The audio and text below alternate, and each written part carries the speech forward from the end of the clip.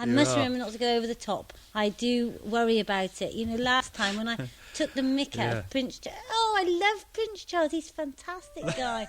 You know.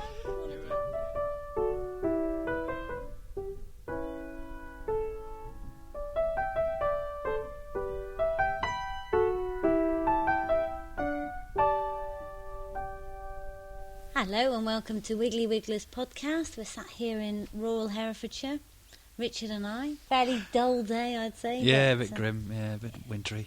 Yeah. This week, we want to talk a bit about what Wiggly Wigglers is, but we've also got Phil the Farmer coming in. We've got Monty doing his Wormcast, and we've got Alison bringing in Plans of the Week, one of my utter favourites. So we'll wait to see what that is. And we've got a book review, which is what we're going to start with. And it's Save Cash and Save the Planet. Oh, well, that's easy then. Job done. And Jonathan Ross does the start. At last, a friendly read that can help you save your money while saving the planet. Becoming a domestic eco-warrior has never been so easy or so cool. Oh, God. Sickening. An eco-warrior. Yeah, that's right. Well, it gives you that impression, doesn't it? When you read the cover and you think, oh, my God. You know, it definitely gives that impression. It is a Friends of the Earth publication, so you immediately conjure up all sorts of images of tree hugging and the like. But it's not. Actually, it's not like that at all, you know. It's a really, really good book. One of the most interesting books I've read for ages. Even though I guess I was aware of some of the issues, a lot of the issues that they talk about, it really does put it all into context. It's easy reading, and it would appeal to every type of person. Well, if they open the book. Are they going to open the book? I think they'll probably open the book because it's colourful, it's attractive in the sense that and it just says save cash, which is obviously something that's on most people's minds all the time. If there are ways and means of saving your money, or at least saving your money to spend it on things you like, then that's always got to be an incentive to pick a book up. Yeah, I mean, I just turned to the Farming and Wildlife page, and it says people are hungry or starved because they haven't got any land to farm, or because food isn't where it's needed due to war or natural disasters, or because they can't afford it. So you like it, don't you? I do. I thought it was great. I read some last night. We weren't sure whether we were going to review this book right up until, yesterday, weren't we? So I read some last night, and then I got up this morning at 5:30 and read some more. Yeah. Just to give myself an idea of what it was all about. And it's got everything you need to know about living sustainably and, more importantly, happily. Yeah.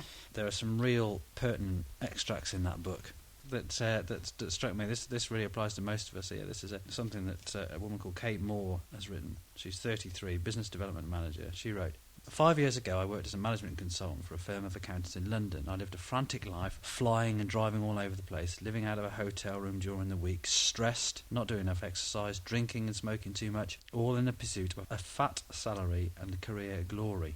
Then I took a year out to travel the world with my husband, including a 3,000-mile cycle ride through Europe. I came home and did an MSc in corporate social responsibility, studying the ways in which environmental and social issues affect companies. Now, this changed my life. She continues, we now live in a cottage in the New Forest. I work locally for an environmental not-for-profit firm. We are starting to grow some of our own food. We have super insulated our house. We are having solar water heating installed and are considering rainwater harvesting and underfloor heating. We shop locally and try to avoid supermarkets, buying organic where possible and watching the food miles. We recycle, compost and try to consume less. We do a lot more exercise, both in the garden and through cycling, and doing a lot of water sports. In essence, we are trying to reduce our footprint in as many ways as we can. I'm 33. My former colleagues think we're turning into the good life couple. Barbara and Tom. Yeah, but nothing wrong with that. But hey, we're happy. And I think that kind of really underlines everything that she's just said, is the fact that she is happy. So whilst you can strive, you can work and as hard as you possibly can for kind of material wealth, but it doesn't necessarily make you happy. You work and you think, oh, that'd be nice, I need to work and get more money to buy more and stuff like that. And this book sort of underpins the fact that you don't need loads in your life. Material wealth isn't that important. You obviously need to generate an income, but get it into perspective. But don't you think also there's a balance to be had? I mean, that is a fairly extreme thing to do. It is. I suppose this example is quite extreme in the sense that this couple are embracing all sorts of new initiatives and kind of change their lifestyle completely. But what it does exemplify is you can live sustainably by doing relatively simple things. Yeah. I'm a great believer in small steps. Yeah. And the thing that I liked about this book was that you can pick and choose. You know, that's fantastic that person has done that. But even if you want to do small things, you could actually find and source product in there, or ways of altering what you do. Lots of little tips, lots of tips about saving energy in the home, lots of tips about growing your own food, lots of tips about shopping, lots of tips about reusing things. I mean, it's interesting, isn't it? I mean, lots of people automatically assume that organic food is better than that's a big subject. Conventionally grown food.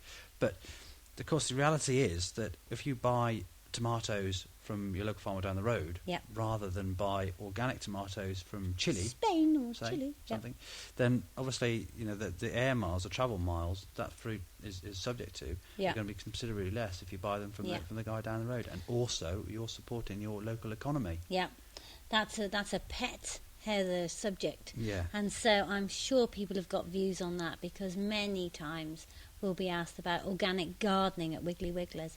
So if you've got a view on that, contact Richard at wigglyWigglers.co.uk or Heather at wigglyWigglers.co.uk.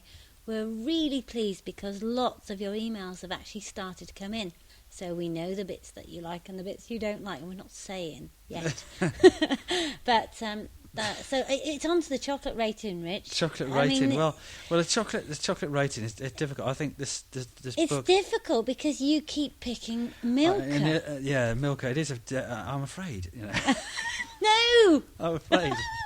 I'll read this as another Milka book. For my part, it's a great book because you can dip into it. It's really informative, but moreover, it's really interesting. So in actual fact, whilst you can dip into it, once you start reading it, you really do want to read more. You think, well, that's a great idea. Yeah. And I think what we need now, I think actually we should sack Richard. we please. We need a more realistic, negative kind of view, because every book that I give him, they're not realistic. He just gives it Milka. I'll tell you what we'll do. Yeah. We'll try and get some awful book for next week. Next week we'll have a dodgy book. So just to remind the listener of what the chocolate rating is. Hershey's is disgusting. Yeah. Nestle, it's okay. Cadbury's, fine. Fair to middling. Yeah. Galaxy. And I've forgotten that actually, you see, Minstrels have got Galaxy in them. Minstrels, yeah. Galaxy Minstrels. Yeah, no mess Galaxy then. And then we've got, most fantastic of all, melt in your mouth, purple wrapper, Milka. Yeah, so this is a Milka.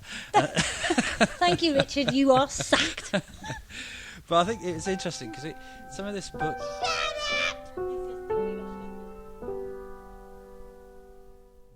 We've been joined by Farmer Phil. Hello, Phil. Hi. Some listeners have asked us, why are you doing this podcast? What's it all about? So I thought it'd be quite useful if we just had a chat about who we are, what we're doing, and why we're actually bothering to do this. Yeah. Because there's no direct reason, I suppose. No. What do you think, Rich? What it does do, I suppose, is it gives us an opportunity to kind of talk to people. So I spoke to somebody the other day, and they said, she said, gosh, it's like talking to a real celebrity. I said, thank you very much. Thank you. It's gone to his head. Humbled, yeah, that's right, yeah. But no, so I think that's what it's all about, really. And the book that we've just reviewed, there's so much. You're not going to leave that, are you? There's so much in this book that Wiggly's addresses. For instance, the gardening section, when it talks about reusing water and the fact that Wiggly's sell water butts to harvest your rainwater to water your garden plants on. Yeah. Using rainwater, you're not just saving money by not using tap water, you're also putting something back into the soil that's more beneficial to your plants. Because small seedlings don't like tap water, it's invariably too alkaline. A lot of water, there's a lot of water shortage about. I mean, although we are actually flooded in at the moment, near enough. Yeah. But when I was down in Kent earlier in the year, it was really, really dry. But anyway, that's getting off the subject. You've got a slight environmental slant, haven't you? Your background is... Yeah, are you an eco warrior? Yeah, no, I wouldn't say I was an eco warrior. It's interesting. I'm Swampy Mark 1. I'm a country boy. I suppose I've kind of had a reasonable sort of academic grounding, and I've been exposed to different lifestyles and perspectives in the past. But having said that, I always focus on what's sustainable.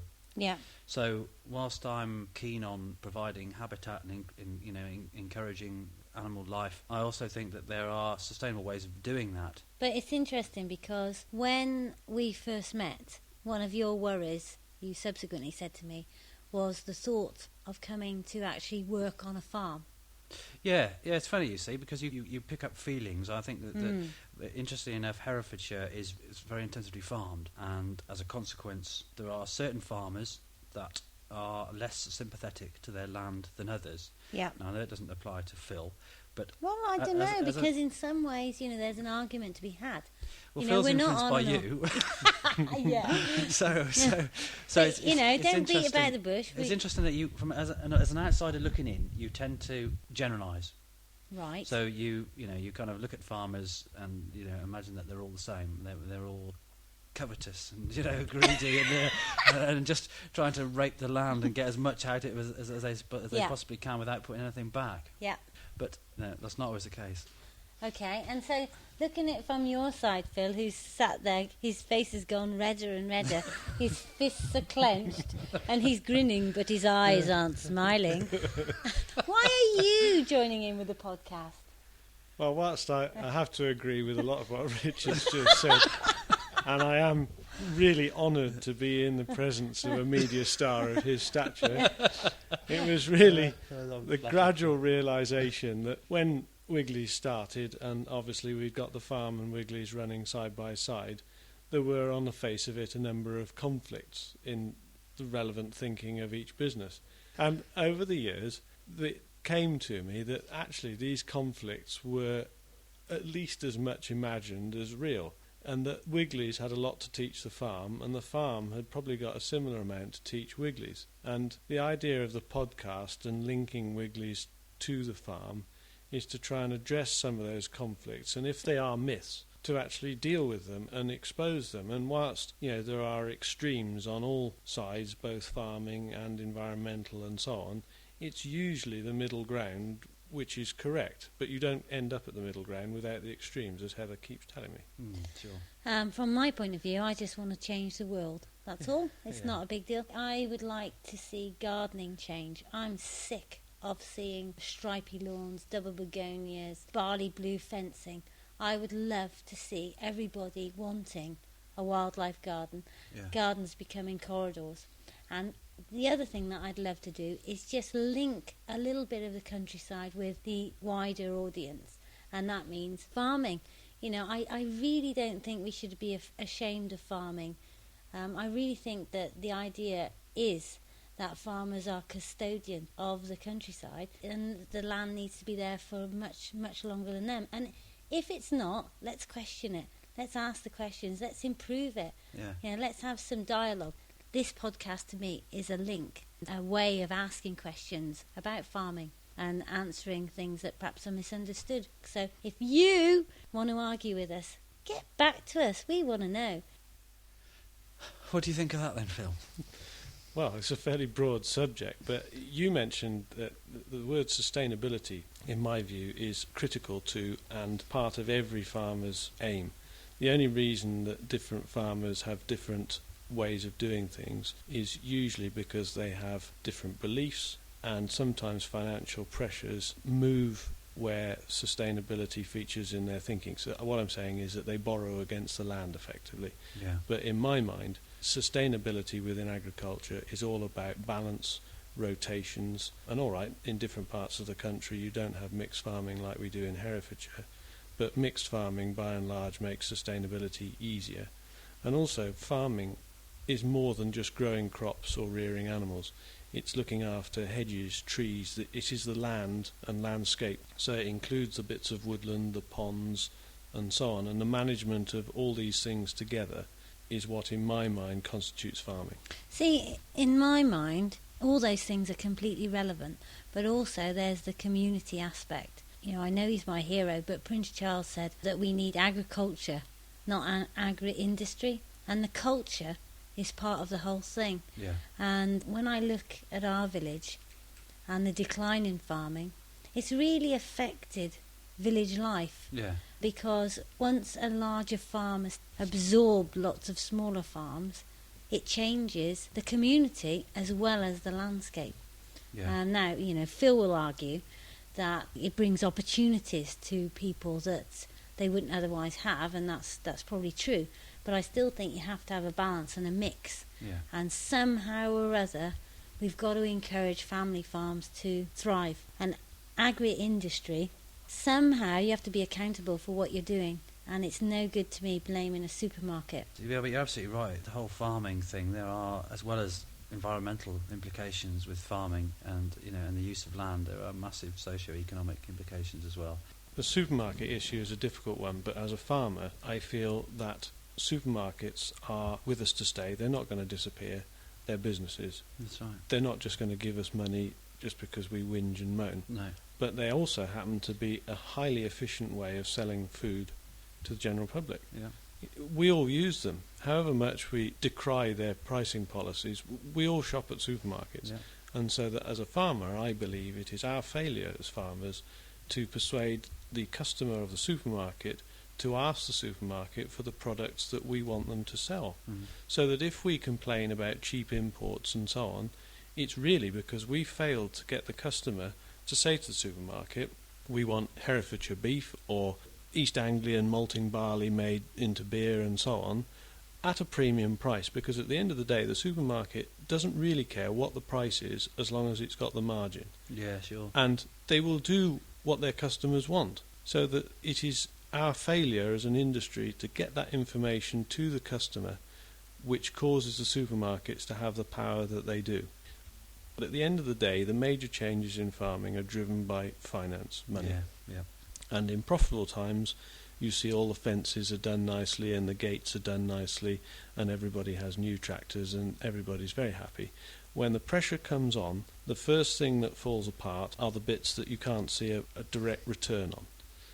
And that's what happens. You have farms that go towards agri-industry because you can borrow, as I said before, against the land. And even if you do it sustainably, you're not going to worry about hedges or boundaries. And after the war, we saw miles of hedges pushed out in the interests of efficiency. Yeah. And what we have to get back to is a balance that allows us to maintain the landscape as everybody wants, but at the same time you have to pay enough to be able to afford it. The New Zealanders have come to that conclusion, and they're not prescriptive about how their farmers farm. Well, they don't have any subsidies, do they? They don't. They don't, but that's But they not always a also good take thing, the is it? view that their farmers make a profit, and they then encourage them, having made a profit, to make the landscape that they live in nice. What I'm saying is that if you are prescriptive to farming in terms of what it does, most farmers will rail against it, and when prescriptive measures come out, it usually means less profit. It's a double-edged sword. The pressure goes doubly onto these businesses, and the first ones that fall apart are the smallest ones, the most traditional ones. They ought to be the backbone of the whole job. You're going to have an amount of agri-industry, and you're going to have a number of farmers who, for want of a better phrase, are frankly useless. But in the middle, you have this group of people who run perfectly good businesses, but they just can't make enough money to survive. Absolutely.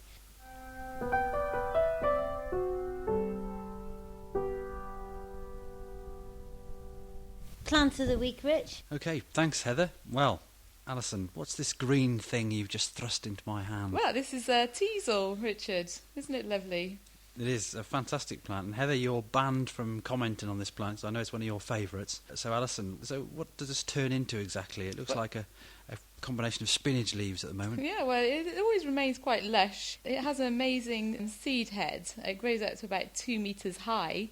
And the goldfinches actually feed off the seed, and they absolutely love it. But after all the seed's gone out of the seed head, you can actually put your own seed into the seed heads for the birds to feed on throughout the winter months. Wow, yeah. What sort of seed can you put on the seed heads then? Niger seed is really good because it's slim and it fits down into the... Wow. And what sort of birds are you likely to attract on those seed heads then if you do that? Goldfinches. I've seen loads of goldfinches on teasel. Oh, yeah, they are beautiful as well, aren't they? Yeah, that's it. So these teasels, what could you expect to see on them when they're in flower? Well, the flower is like a lilac colour. They flower between July, August, maybe into September. And you can see many types of different butterflies, small copper, common skipper, and the common blue is very popular with this plant. Yeah, that's amazing, isn't it? And of course the bees as well, you see all sorts of bees on they absolutely love teasers, it, don't you? yes. Yeah. And it's interesting that when it does blossom, the flowers turn out in circles, don't they? It's kind of concentric rings around it's not very often you see a head. complete flower head on a teasel. It's sort of really bitty and they seem to fall off very pretty. Wow. Do you think this is fairly easy to grow, this plant? Very easy to grow. It self-seeds readily, although the seeds can stay dormant in the soil for up to 2 years, which is quite amazing. But the amount of seeds the one seed head would produce, there's no worries about having a load of teasel in your garden. So this is a worthy plant for anyone that's thinking of putting something there that's good for inverts and good for birds. This is something that they could plant in their garden. I think it's a Wiggly top 10 plant as well, it's isn't one of the top 10 bird plants. Well, thanks very much, Alison. And I think, given that I'm on such a roll, I'll introduce little Monty and his weekly wormcast. The Wiggly Wormcast podcast by Monty, a weekly fact on worms. If you have a microscope and look really, really closely at each segment, you will see something that looks like a bunch of small hairs or bristles. These bristles are called setae, and they help them move. Okay, thank you, Monty. That was excellent. Well, just to remind you, listeners, that our competition is soon going to be coming to a conclusion. So the question again was, what colour were the Devon cows in Farmer Phil's weekly forecast? So thank you very much for subscribing anyway, and I guess that's it from us. Yeah. So where's Heather gone, Alison? Well, I think she's gone to look for that pink cow. She's convinced, you know. Yeah. Okay, goodbye. Goodbye.